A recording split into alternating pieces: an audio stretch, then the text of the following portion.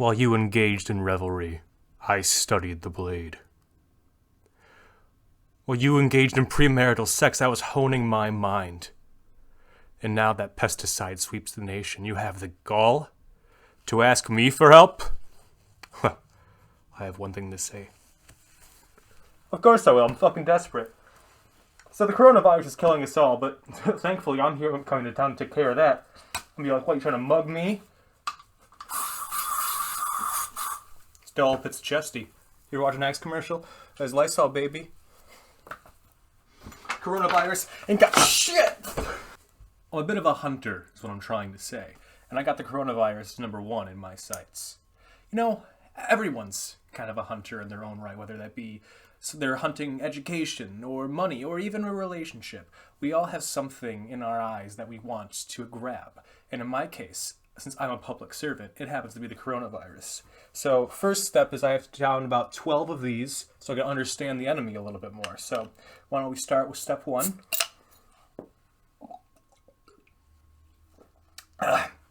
And in the meantime, while I consume 11 more, why don't you listen to me talk about anime for like 15 minutes? I don't know. No one's going to watch this anyway. We're all dead. I mean, just kidding. I got it all under control. Don't you worry about it. Hunter x Hunter is one of the greatest anime of all time. It is so highly regarded that a parable exists amongst anime fans that if you watch it and it isn't in your top 5 afterwards, then you lack taste. Now, obviously everyone has different tastes and palates, but I can honestly retort from my own experiences that this carries a significant amount of truth. I've had to meet someone in my personal life that has experienced the show in its entirety and not placed it in their top 3, let alone top 5. Although I have heard from a number of people a repeating reason why they weren't willing to travel beyond the Hunter exam arc, which was that Gon being 12 years old made it very difficult to relate to him as a main character. This was at first very strange to me, since most anime protagonists are typically quite young. Now, any seasoned veteran knows that anime 14 is more like real life 18, anime 16 is more like 21, and anything above 18 is basically 30, but for some reason 12 feels very much like 12 in Hunter x Hunter. At least the beginning, that is certainly true. Gon and Killua feel like children, from the way they interact, the way they think, and their general sense of the world. Their backgrounds are polar opposites, which causes for a great duality of their characters. Killua, while still being very childlike, was forced to endure grueling torture and training for his future upbringing as an assassin. Despite him being a very kind-hearted individual, his path was decided for him to be one involving a cold-hearted and sinister nature. However, Gon being raised without any animosity, like many well-off children, makes him appear like a son of optimism to Killua. The interesting thing to take home here is that Gon's parents are out of the picture while Killua's family is very much intact and were directly involved in his upbringing. When the two meet, they have very different views in the world, views of optimism and pessimism. It's interesting that you would expect the child with a less privileged upbringing to be more resentful to the world at this age than the one who was born into money and power, but I think this is Togashi's way of showing that status can be a misleading route to happiness, and making the best of your situation is a more appropriate method for dealing with animosity in your life. Killua is not without hope, though. Although he's experienced life's darker roots at a young age, his eyes remain swimming with hope. When he sees the untainted light that Gon resonates, he is blinded by the happiness and joy that can be obtained by witnessing his untainted resolution. At the end of the day, Gon is just a child experiencing his childhood, and Killua is a child who missed out on the majority of his. His desire to be friends with Gon is a manifestation of him wanting to be a kid for whatever amount of time he has left to be one. After all, once you turn 13 is when you start making your transition into adulthood. Whether it be puberty, a desire for relationships, or the way adults view you, this is an age where change is coming sooner rather than later. This is what I believe to be one of the major themes of Hunter x Hunter that rarely gets discussed, and that is growing up, but not just as a coming-of-age tale, but rather a loss of innocence as you come to terms with the atrocities of the world we're born in. Every arc is a significant stepping stone on this journey that I think every person can relate to on some level. We already discussed that the Hunter exam is more of a starting ground for Gon. It's It's his first exposure to the world outside of Whale Island, and his unyielding optimism and good boy nature never yields for a moment. So instead, let's move on to the Zoldyck Mansion arc. This is where Gon sees for the first time that people grow up and live in vastly different conditions.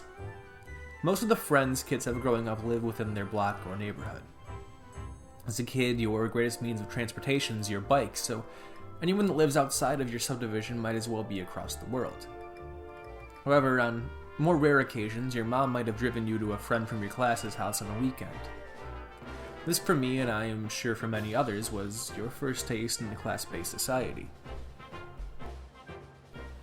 Growing up, my family wasn't poor by any means, but we certainly weren't rich. This was first ingrained when visiting a friend's house in 3rd grade.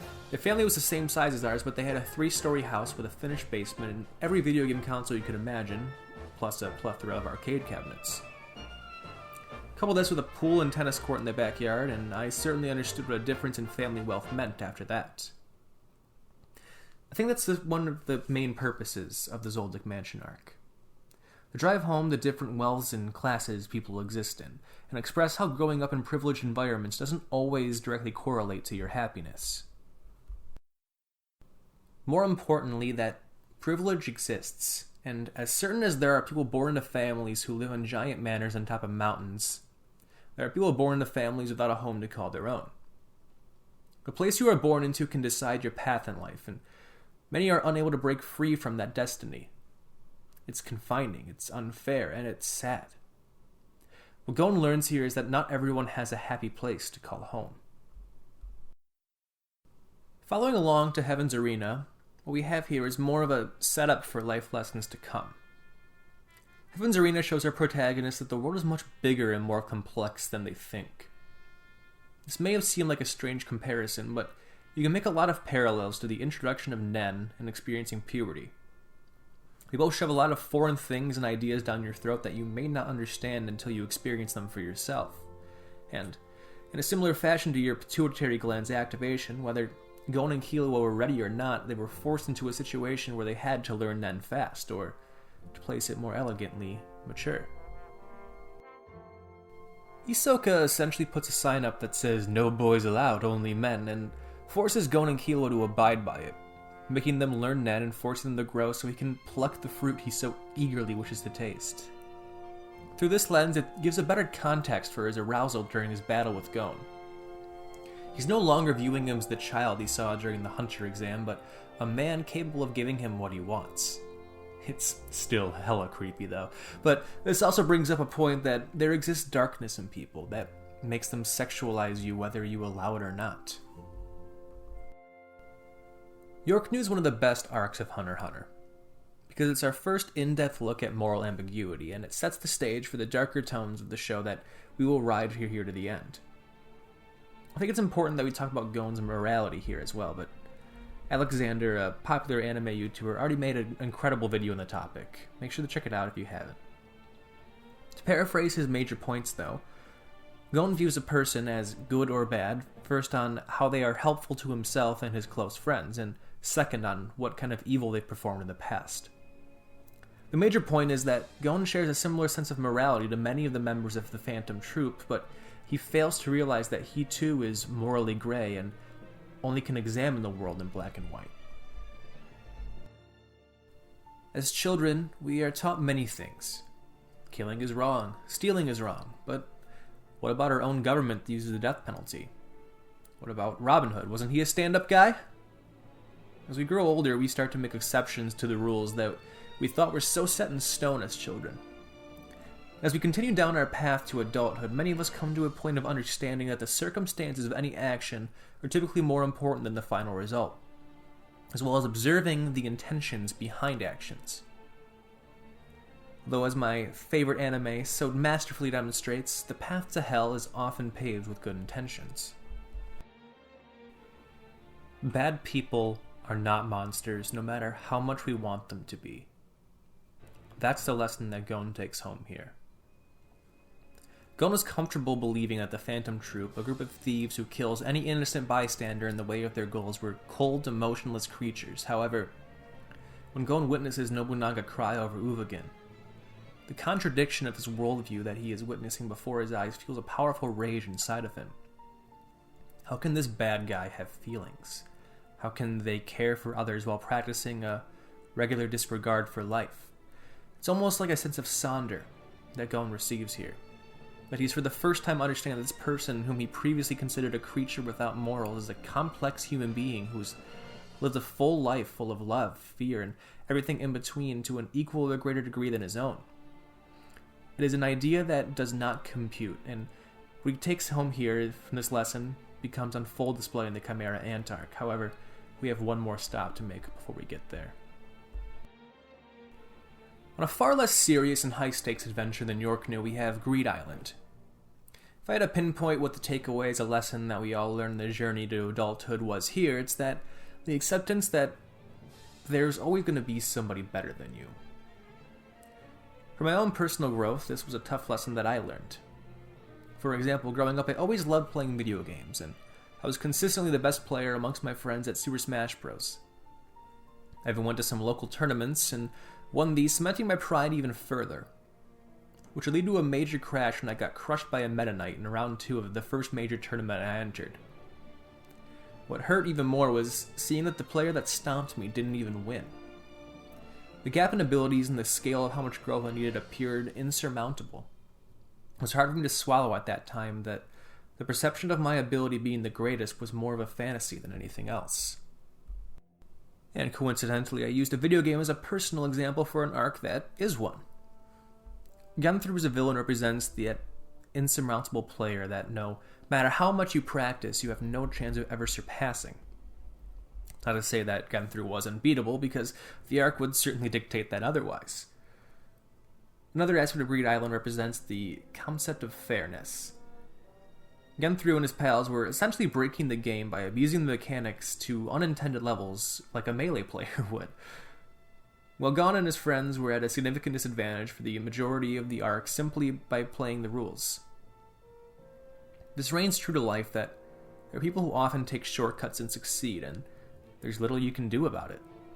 Overall, I believe the message here is that you should take things at your own pace, be okay with losing, and don't compare other people's success to your own.